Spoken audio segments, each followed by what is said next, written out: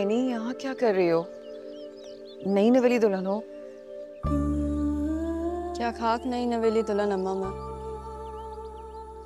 अपने नए नवेले शोहर को एक आंख भर के नहीं देखती मैं, और ना वो मुझे। इस मजबूरी के रिश्ते में जोड़ दिया आप लोगों ने हम लोगों को। वक्त तो ठीक हो जाएगा सब।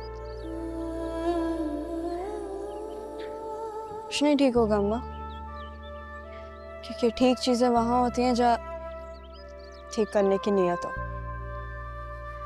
और ना मेरी नियत है ना उसकी। ऐसे क्यों बोल रही हो एनी? जोड़े आसमानों में बनते हैं,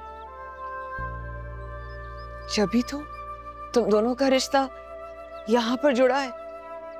इसे आप रिश्ता कहती हैं अम्मा?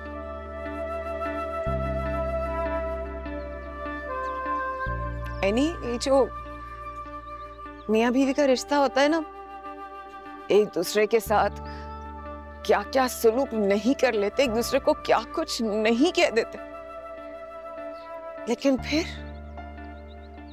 भी रहते रहते एक दूसरे के साथ। हाँ तो अब तुम्हें निभाना ही है रिश्ता।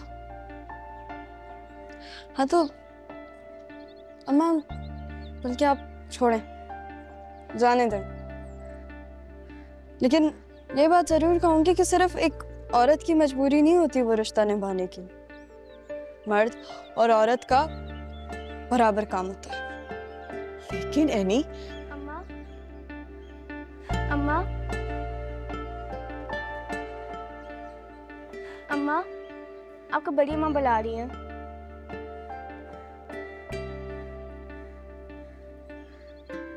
अच्छा चलो।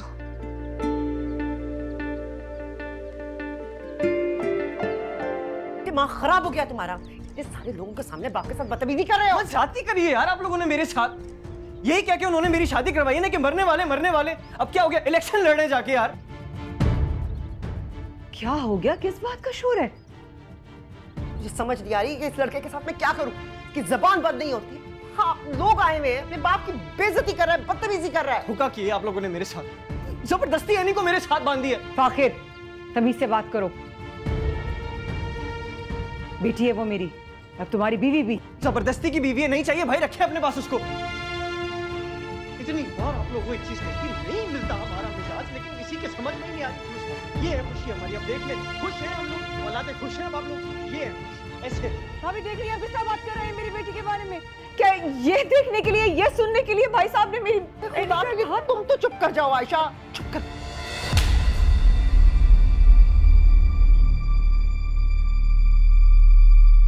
जुबान देखी है तुमने इसकी? ये किस तरह बात करता है मेरे साथ, एनी के साथ? जवान बेटा है, हाथ क्यों उठा रहे हैं आप उस पर?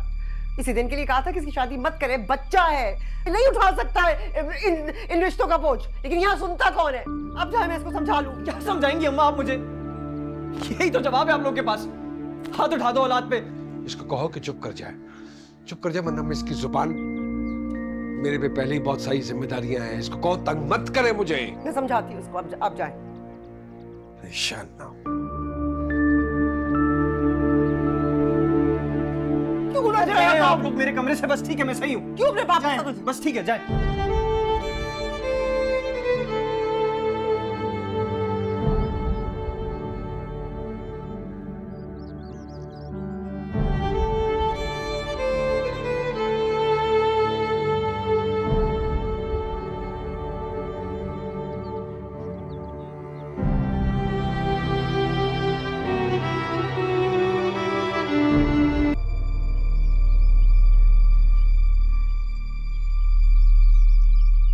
क्या है आप? तुम अपने आप को समझते क्या हो? हाँ, कि तुम मेरे बारे में कुछ भी बोलते रहोगे और मैं चुप करके सुनती रहूंगी? जब सुबह में तुम्हें मेरी वजह से डांट पिटी थी, मैंने तुम्हें सॉरी बोला था कि नहीं? बोला था ना? और हम दोनों के बीच सब कुछ तय भी हो गया था, लेकिन फिर भी फाखिर तुमने मेरे बारे में बकवास की। मैं ना एक बात तुम्हें अच्छे से समझा दूं कि मैं अम्मा या बड़ी अम्मा नहीं हूं। तुम मुझे कुछ भी बोलते रहोगे और मैं चुप करके सहती रहूंगी। अगर तुम बदतमीज हो ना, तो मैं तुमसे बड़ी बदतमीज हूँ। और मेरी एक बात सुन लो, अगर अब तुमने मेरे बारे में बकवास की ना, तुम्हारा मुंह तोड़ के मैं तुम्हारे हाथ में दे दूंगी।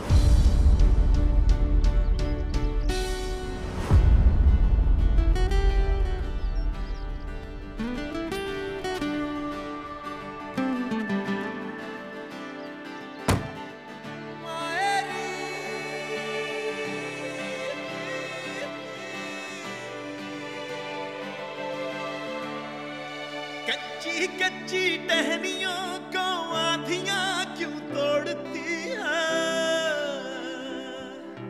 क्यों ये लहरें कश्तियों को बेसहारा छोड़ती है। छोटी उम्रों के ये बंधन रोग बन जाते हैं काहे, क्यों ये किरणें रोशनी की काले बादल ओढ़ती है। भाभी फाखिर को समझाएं, शादी हो गई है उसकी, जिम्मेदार बने कुछ। मैं नहीं चाहती कि ऐनी का भी वही हशर हो जो आपको और मेरा है। मुझे डर लग गया है अब। समझाऊंगी मैं उनसे। मेरे लिए ऐनी और फाखिर में कोई फर्क नहीं है, दोनों एक जैसे ही। इसीलिए मैं इस छोटी उम्र की शादी के इतने खिलाफ हूं। बहुत ज्यादती हुई है इन दोनों के साथ, बहुत ज्यादा। समझाऊंगी मैं उन्हें। तुम परेशान ना हो, वक्त के साथ सब ठीक हो ही जाता है, या पता नहीं। तुम सुबह से इतनी परेशान क्यों लग रही हो मुझे? सुबह से हबीब चले गए घर से। कहाँ चला गया? कहाँ जाएंगे? ना मतलब निकल गया। क्या हो जाता है अभी? कुछ दिमाग खराब हो जाता है उसका। बस दुआ की जा सकती है, हिदायत दे। जो बात बताने आई थी वो तो भूल ही गई मैं। क्या हुआ? खैरियत है? खैरियत नहीं। फराज साहब अपनी नौकरी छोड़कर सारी फैमिली के साथ यहाँ हमेशा के लिए पाकिस्तान आ गए। या अल्लाह, पाकिस्तान तो रहेंगे कहाँ? यहाँ और कहाँ? अभी यहाँ रहेंगे। और यहाँ कब तक रहेंगे? जाने का उनका कोई इरादा नहीं लगता। दूर दूर तक कोई उम्मीद नहीं है। ऊपर से साइका बीबी ने ज़हीर से पैसे भी मांगे। से? किस बात के पैसे? फराज साहब का कारोबार जो सेट करना है। कारोबार? उनके पास तो बहुत दौलत है, बहुत अरसे से बाहर रह रहे। 30 लाख मांगे। भाभी 30 लाख? 30 लाख कहाँ से लाएंगे भाई साहब?